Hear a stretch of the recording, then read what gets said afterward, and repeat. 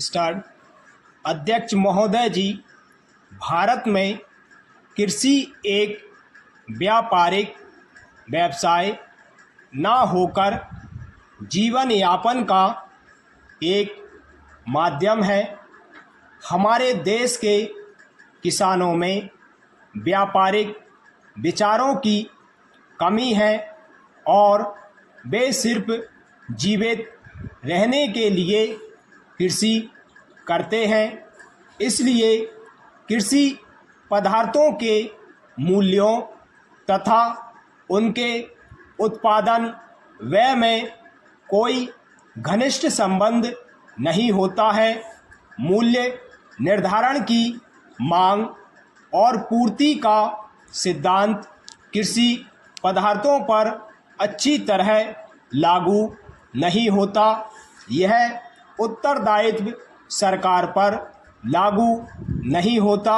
यह उत्तरदायित्व सरकार के ऊपर है कि वह मूल्य नीति का संचालन इस प्रकार करे कि कृषि तथा उद्योगों का वांछित विकास हो सके और कृषि पदार्थों की मूल्यों में स्थिरता बनी रहे। मूल्यों की स्थिरता का अर्थ केवल इतना है कि कृषि पदार्थों के मूल्यों में अत्यधिक उतार चढ़ाव ना होने पाए। हमें ज्ञात है कि 1929 की विश्व मंदी के कारण हमारे किसानों की कैसी हालत हो गई थी। दूसरी ओर दूसरे महायुद्ध के दिनों में और उसके बाद मूल्यों में जो बढ़ोतरी हुई है उसका देश की अर्थव्यवस्था पर कितना बुरा प्रभाव पड़ा है। यद्यपि किसानों को वांछित लाभ भी हुआ, किंतु देश के नियमित विकास के लिए ये दोनों परिस्थितियां बाधा उत्पन्न करने वाली सिद्ध हुई है।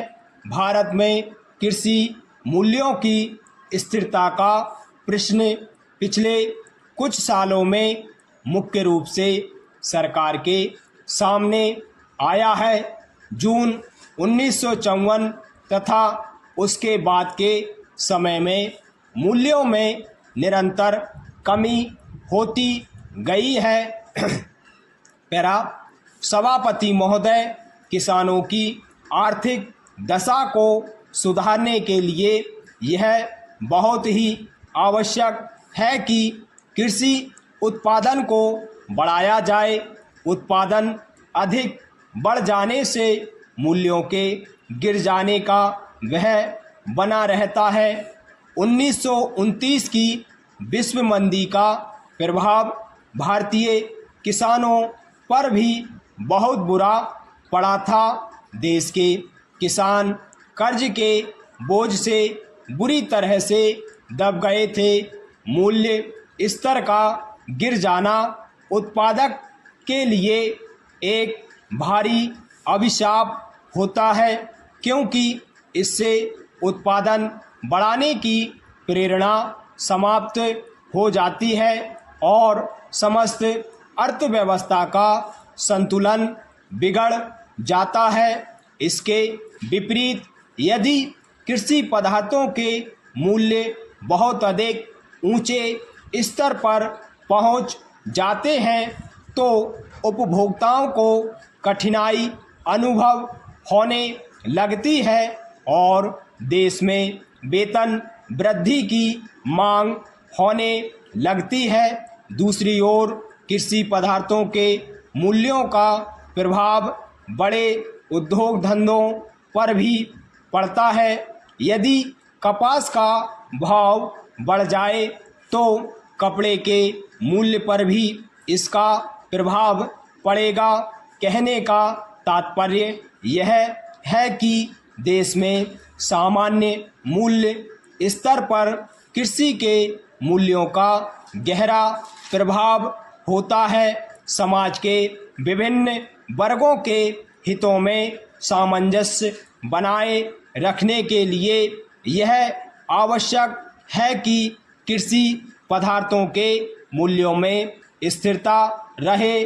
दूसरे शब्दों में कृषि पदार्थों के मूल्यों में कमी होना उत्पादकों के लिए तथा वृद्धि होना उपभोक्ताओं के हित के विरुद्ध है और सरकार को इस प्रकार की मूल्य नीति अपनाने की आवश्यकता पड़ती है जिससे प्रत्येक के हितों की रक्षा हो सके और देश का उत्पादन अधिकतम सीमा तक पहुंच सके, साथ ही साथ देश के प्रति व्यक्ति आय तक सामान्य रहन सहन का स्तर ऊंचा हो। इस उद्देश्य की पूर्ति के लिए कृषि पदार्थों के मूल्यों में स्थिरता रखना परम आवश्यक है।